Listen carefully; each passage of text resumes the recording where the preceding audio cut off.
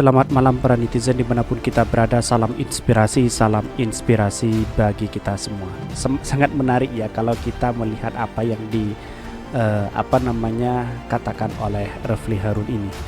Kuasa hukum Bambang Tri cabut gugatan ijazah palsu. Refli Harun, apakah ada negosiasi atau tekanan? Inilah yang menjadi spekulasi, dan pada akhirnya kuasa hukum Egy Sujana dia mengatakan bahwa hari ini mungkin kalah, tetapi suatu saat nanti ketika tidak berkuasa mungkin bisa jadi menang atau kalah. Ini yang menjadi spekulasi di masyarakat.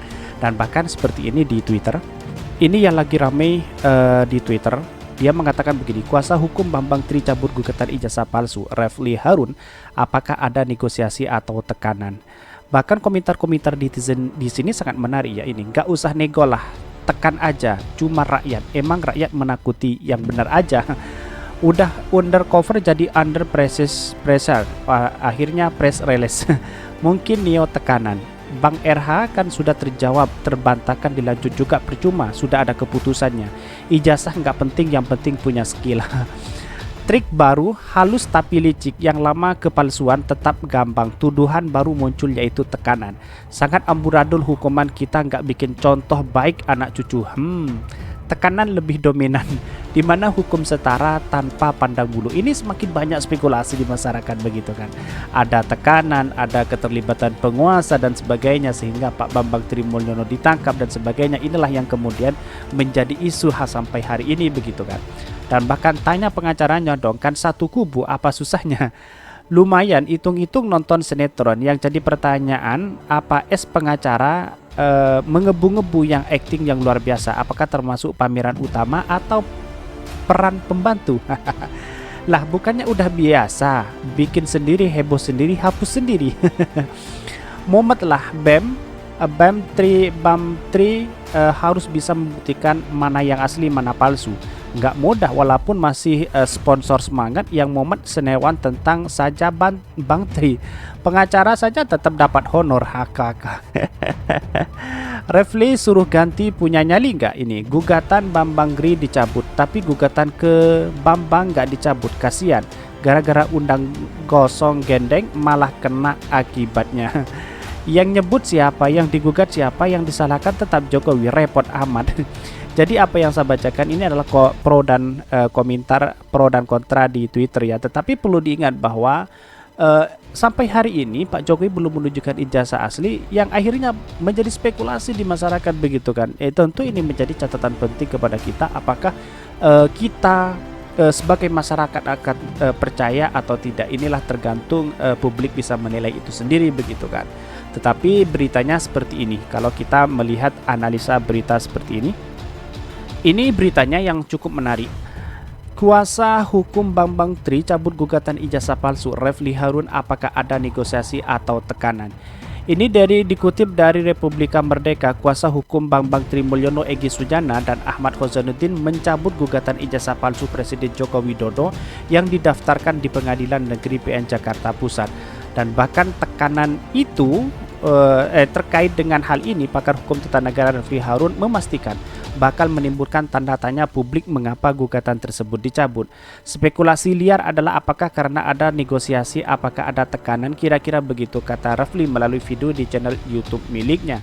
Dan bahkan jika gugatan dicabut karena tekanan, tanya Refli Harun, apakah ditujukan kepada Bambang Tri Mulyono atau yang sudah dilakukan penahanan oleh pihak kepolisian atau kepada lawyer alias pengacara terkait dengan tekanan pengacara kepada pengacara? Refli yakin kecil kemungkinan lantaran pengacara Bambang Tri Mulyono, Egy Sujana dan Ahmad Khozainuddin dikenal berani, dan bahkan atau ini murni kesadaran karena taktik dan strategi. Tetap dua hal, negosiasi dan tekanan. Tadi ada, saya tidak bisa spekulasi karena memang tidak ada clue atau berita apapun, ujar Refli. Nah inilah yang kemudian menspekulasi begitu. Kalau memang ada tekanan dari pemerintah, seharusnya pemerintah yang mana begitu yang menekan begitu kan? Apakah dari pihak Jokowi atau jangan-jangan ini karena dicabut demi berlangsungnya kasus hukum penistaan agama terkait Bambang Trimulyono, atau bisa jadi seperti itu begitu kan. Saya sering mengatakan kalau Pak Jokowi menunjukkan ijazah asli, maka semuanya akan terbantahkan apa yang ditulis oleh buku-bukunya Pak Bambang Trimulyono begitu kan. Karena pada hakikatnya buku-buku itu kalau sampai menyebar luas, bahkan ini menjadi catatan penting kepada demokrasi kita begitu kan. Kalau itu tidak terbantah, maka itu semakin banyak orang yang membaca dan orang meyakinkan dan semakin percaya begitu kan.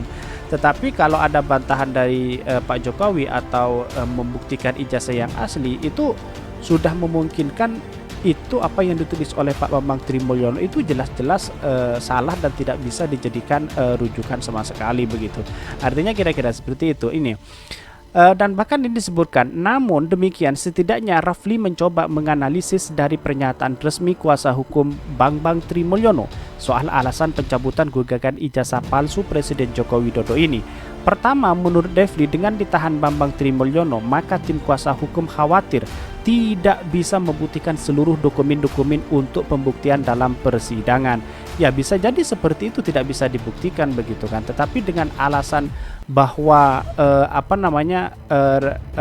Pak Bambang Trimulyono tidak bisa diakses, ya mungkin saja alasan seperti itu. Tapi apakah ini berlanjut di kemudian hari untuk istilahnya untuk melanjutkan kasus-kasus seperti ini? Tapi saya rasa mungkin cukup dari sini begitu kan. Ya ngapain kita harus menuntut Pak Jokowi lagi begitu. Tetapi ketika Pak Jokowi menunjukkan ijazah yang asli, mungkin di masyarakat mungkin tidak sudah percaya lagi begitu. Artinya ya ngapain kita harus ke situ begitu kan. Kira-kira seperti itu dalam analisa saya. Dan saya kan saya setiap hari pasti mendengar spekulasi di masyarakat ini begitu kan. Dan bahkan dalam hal ini apakah ada tekanan dari penguasa atau tidak, inilah yang menjadi pertanyaan penting begitu kan. Dan bahkan kalau saya melihat bahwa kabar Egy Sujana sudah pernah tersandung kasus kira-kira seperti itu, tapi apakah itu dalam bentuk tekanan kepada Egy Sujana atau apa begitu kan. Kalau kronologinya dulu itu Egy Sujana pernah terlibat kasus kalau nggak salah, dalam beritanya yang saya baca begitu kan, bahwa apakah sampai hari ini untuk kelanjutannya itu masih belum jelas apakah diproses hukum atau tidak. Apakah kemunduran Egy Sujana itu karena tekanan itu begitu kan, diukit-ukit kembali atau tidak. Inilah menjadi spekulasi di masyarakat begitu. Dan bahkan komentar-komentar di luar sana yang tidak suka dengan berita ini ataupun suka dengan berita ini digoreng habis-habisan, dicari celah bagaimana caranya publik bisa percaya dan bisa tidak percaya. Dalam artian spekulasi inilah yang kemudian dalam catatan penting bahwa apakah Pak Jokowi selama ini menunjukkan ijazah yang asli atau tidak? Ini yang menjadi pertanyaan publik begitu kan. Jadi sehingga spekulasi itu muncul begitu. Walaupun yang saya katakan saya pribadi ya sangat percaya sekali kalau ada bukti ijazah yang asli. Walaupun 75% ada yang percaya dan ada yang tidak begitu kan. Karena cukup simpel sekali sebenarnya. Jadi begini, kalau menurut saya pribadi, ketika ada teman-teman Pak Jokowi SD, SMP, SMA dan UGM sudah memberikan klarifikasi, ya otomatis di sini sudah sudah dibuktikan bahwa keabsahan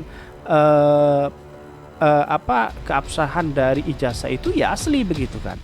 Wallahu a'lam. Tapi publik masih meminta bahwa ijazah itu harus dibuktikan begitu, seperti yang dialami oleh Pak Amin Rais begitu kan. Dia membuktikan ijazah tidak sampai 10 menit kira-kira seperti itu. Kami menyampaikan seperti itu sesuai dengan berita ini begitu. Dan inilah yang kemudian kalau saya pribadi yang saya katakan tadi begitu, ya tunjukkan ijazah Pak asli, semuanya akan beres begitu kan. Dan bahkan orang-orang yang menulis seperti ini bisa terbantahkan dengan adanya bukunya Pak Jokowi selama ini begitu. Ini perlu digarisbawahi ya. Perlu digarisbawahi memang sekarang itu ya musimnya demokrasi, lagi maraknya demokrasi hari ini begitu. Artinya kalau ini dicederai ya otomatis semua demokrasi kita gagal begitu kan. Tetapi wallahu a'lam, saya katakan di sini seperti Egy Sujana dan Konstitusi sangat berani sekali untuk mengungkapkan kasus-kasus itu begitu kan.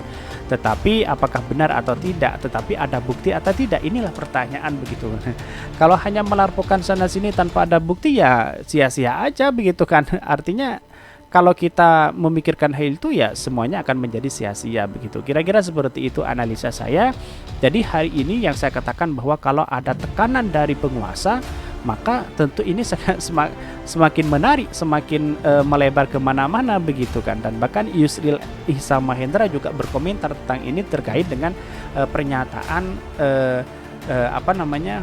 pencabutan gugatan ijazah palsu yang diduga oleh Pak Bambang Trimulyono ini begitu kan.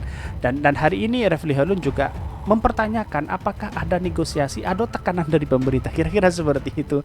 Ini sangat menarik sekali. Makanya saya katakan ini adalah bahwa kalau selama Pak Jokowi belum menunjukkan ijazah yang asli, otomatis publik itu masih belum percaya 100%, walaupun ada sebagian yang percaya. Tetapi kalau tidak membuktikan, ini menjadi spekulasi di masyarakat.